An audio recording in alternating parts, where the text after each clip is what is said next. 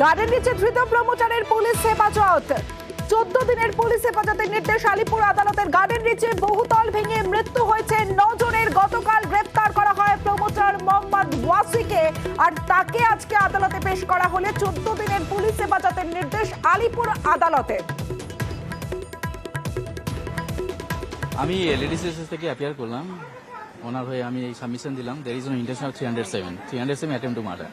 তো এখানে attempt to মার্ডারে কি লাই করছে, একটা বিল্ডিং ভেঙে পড়ে গেল, কি কারণে কাপ পড়ে গেল, সেই ক্ষেত্রে আসামি তো এই 307 এর সঙ্গে কি জড়িত আছে, তো সেইটাই আমি সাবমিশন দিলাম, আবেদন করলাম।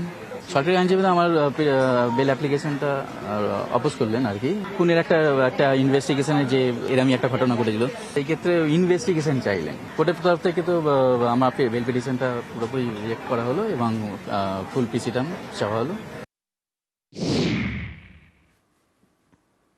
গার্ডেন রিচের একটা ঘটনা যখন সামনে আসছে, তখন তারপরে একের পর এক ঘটনা সামনে আসছে, একের পর এক ছবি সামনে আসছে। যেমনটা পুকুরের একাংশ বুঝিয়ে বহুতল, যে ছবি আপনারা দেখছেন, জলাশয়ের একাংশ ভরাট করে এই বহুতল তৈরি হয়েছে। তবে এই বহুতল এখন কি অবস্থায় রয়েছে সেটাও দেখাবো আপনাদের। গার্ডেন রিচে বিপজ্জনক বহুতল, জলাশয়ের একাংশ ভরাট করে যে বহুতল, সেই বহুতলের একাংশ আবার হেলে গিয়েছে।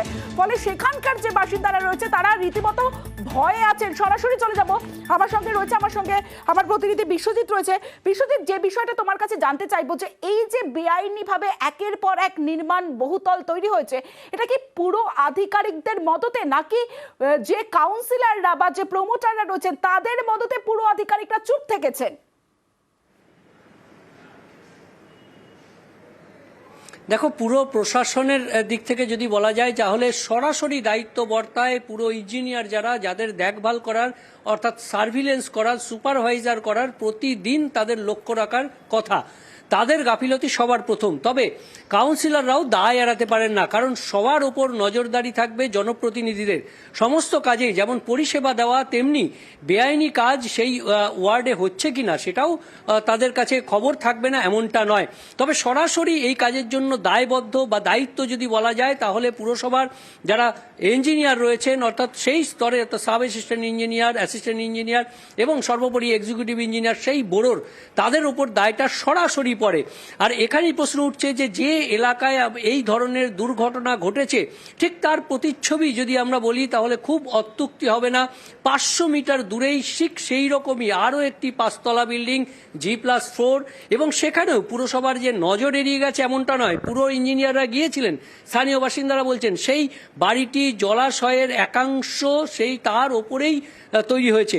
এখনও জলাশয়ের অবশিষ্ট অংশ রয়েছে তার সঙ্গে, এবং সেই বাড়িটি যে তৈরি হয়েছে, সেই বাড়িটি যেদিকে এই জলাশয় রয়েছে সেদিকে কার্যত একাংশ তার হেলে গেছে। সেখানেই আশঙ্কা, সেখানেই আতঙ্ক, রাতের ঘুম উড়েছে। সেই পাশের বস্তি বাড়ি বলা যায় যাকে, টালির বাড়ি, সেই বস্তি বাড়িদের যারা বাসিন্দা তাদের ঘুম উড়েছে। এবং সেই বাড়িটি কিন্তু খুব বেশি দিনের নয়, মাত্র 2 থেকে আড়াই বছর।